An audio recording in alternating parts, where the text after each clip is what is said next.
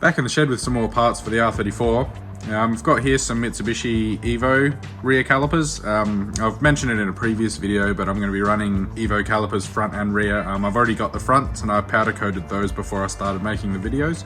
But I've now got my hands on these guys. So these are the rears. Yeah, the fronts and rears for the Evos happen to be a decent size bigger than the actual GTR brakes for the R33 and R34. So yeah, using the Alpha Omega adapter kit, you can run these with a Evo 10 front rotor and you use a 370Z rear rotor, so you end up with 350mm brakes front and rear.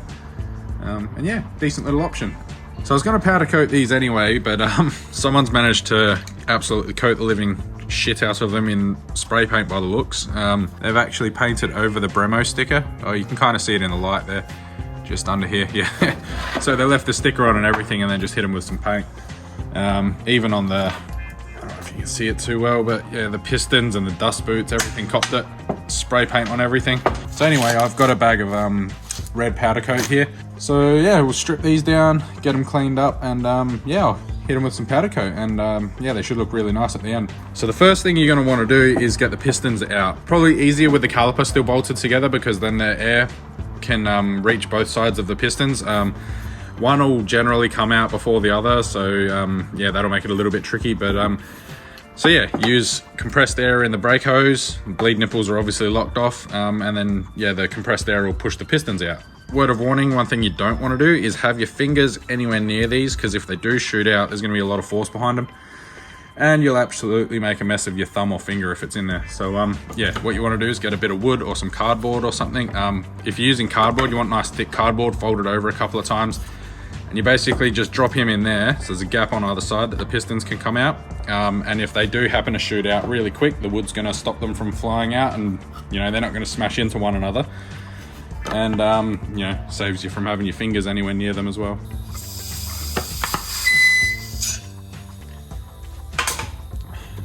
Slide a bit of wood out. Sweet. So you can see this one's come out a lot further than that one. It's probably, oh, there we go. Let's see. There we go. Cool. And a little bit of residual brake fluid pouring out. So hopefully the seals aren't too tight and messed up and the piston comes out nicely from this side. With a bit of luck, we'll just be able to pull it out by hand. If not, I'll have to try a little bit more. So, come on, be nice. It's not very far out, so I don't like my chances. Yeah, okay. Oh, I actually got it. So in the beginning I was only using light air pressure because I didn't want the pistons to fly out. Because there was such a big air leak from this other side, the passages can only flow so much air through them, so the idea was to just let as much compressed air out as possible at once in a quick short burst. Seemed to be enough restriction through the caliper there to actually build up enough pressure on this side and get it out. The seals mustn't be in too bad a nick either, because yeah, the pistons were moving relatively freely. So anyway, we'll get in here so you can see. Should be able to just pull this guy out now. There we go. Cool. So there's a second piston, a bit more brake fluid. So it goes without saying that you want to do this in an area that you're not concerned about getting brake fluid all over everything.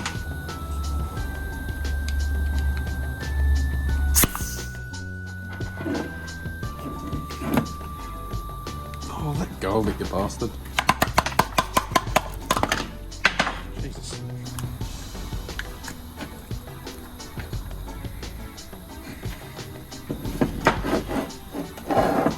So this one's actually being a little bit more difficult than the other.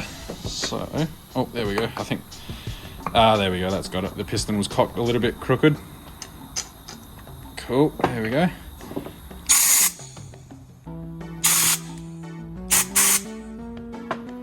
Really jammed in there. Okay, so this one's being a fair bit more stubborn than the other side. I'll have to use a screwdriver to try and convince it to come out.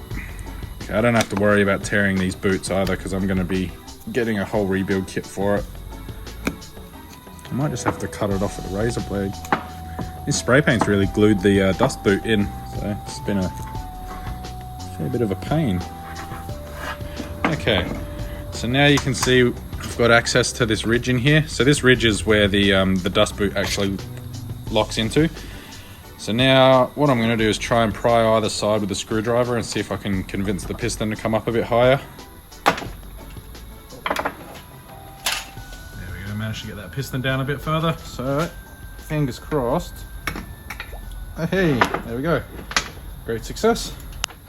So yeah, now that that's done, I'm going to clean up all this brake fluid and I'll get to separating the halves of these calipers.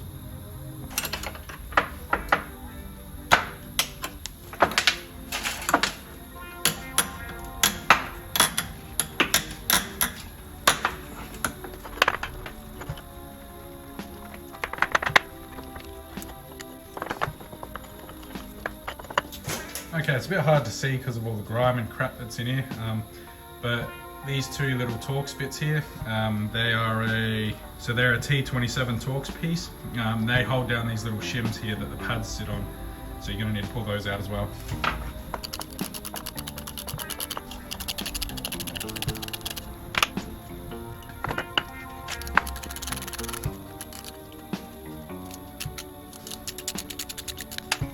So yeah, I've just got this stuff here from Bunnings.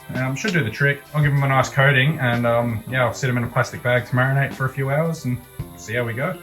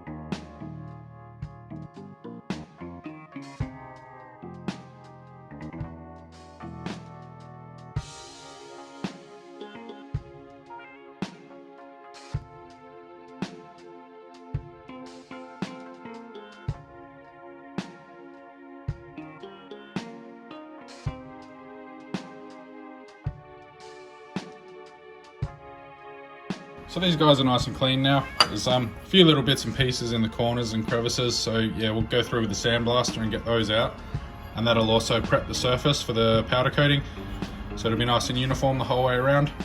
So what you want to do is just minimize the amount of sand that can get into the brake fluid passages in the piston bore. So I just got this old exhaust stud here, screw him in, and then which end is it? So that side there, I'll chuck one in there to block that up as well, and then I just chuck a rag in the piston bore just to stop the high pressure sand getting in there.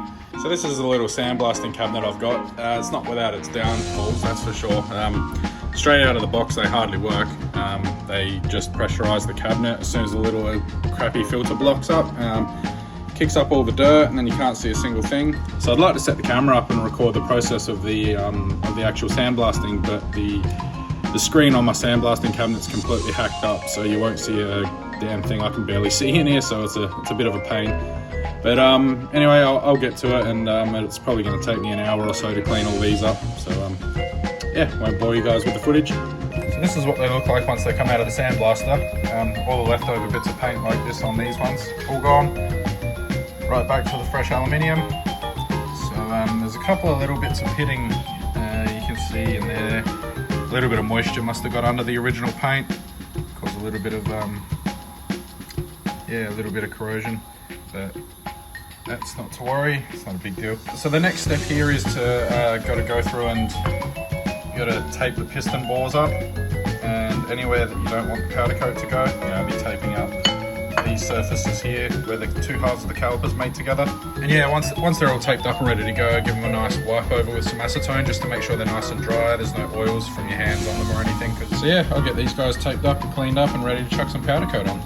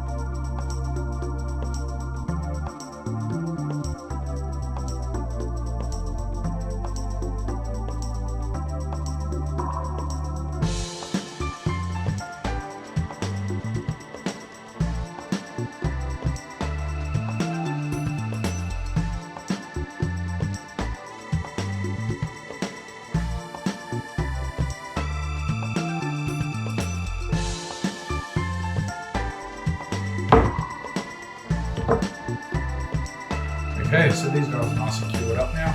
They turned out alright for the most part. I've already had a bit of a look over them.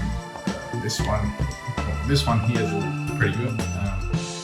Nice even coating all the way around on the inside there. And yeah, same on the front. The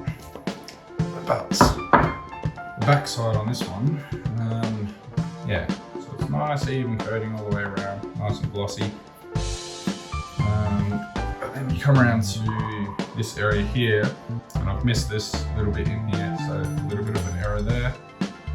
And then it's a little bit hard to pick up right in there behind the silicone bung.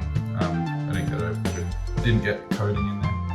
So what's happened here is I got a bit distracted with filming. I should have started in this area first and blown the powder into these tight areas. Because what happens, those that don't know, powder coatings relies on the electricity. So the part or the rack, you ground it, and then the powder as it comes out of the gun is positively charged.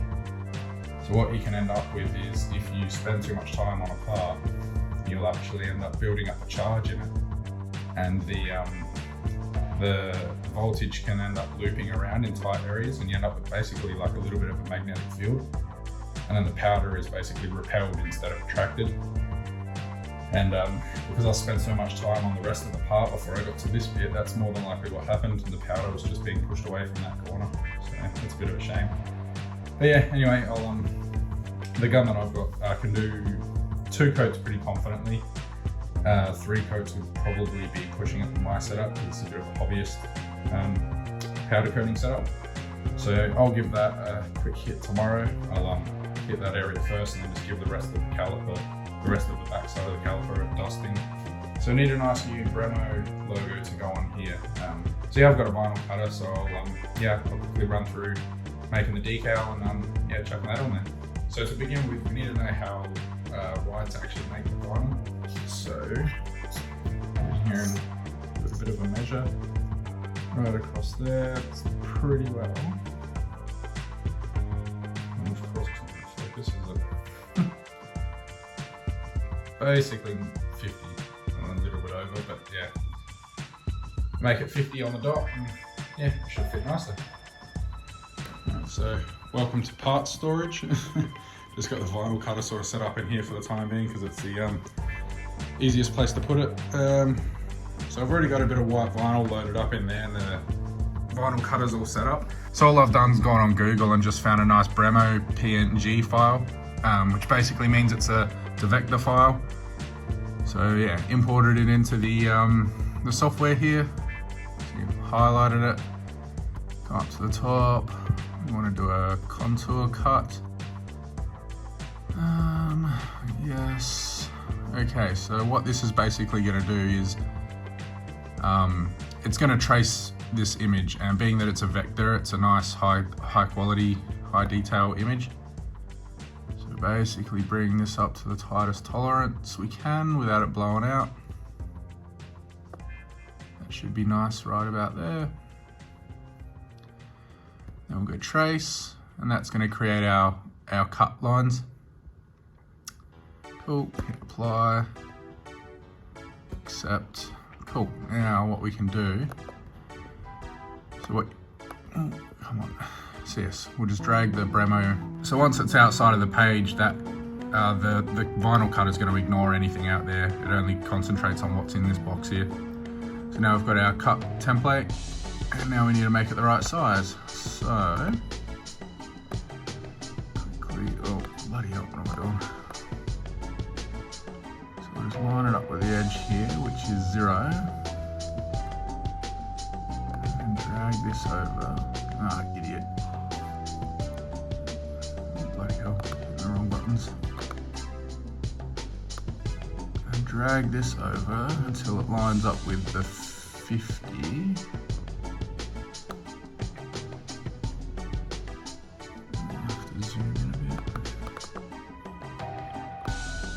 So stupid phone memory filled up again. Didn't miss much. All I did was I've resized these to basically bang on 50mm. Copy and pasted a bunch across the top of the page here. So this is what the vinyl cutter is going to look for. Highlighted all of the ones we want to cut, which are these blue guys here, the outlines. And if we come up to cut, check cut options. What do we got here? Cool, offset. Cool, so they're all good. We'll hit cut now. And we should be able to watch it do its magic.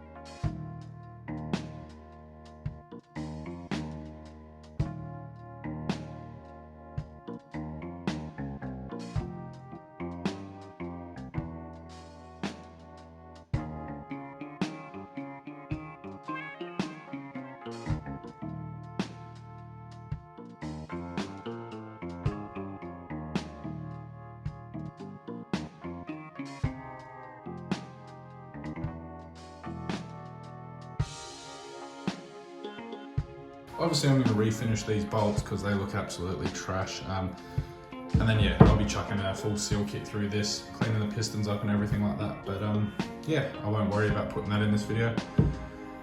So that's about it for this one. I'll leave it here. Thanks heaps for watching. If you made it all the way to the end, really means a lot. And yeah, I'll catch you on the next one.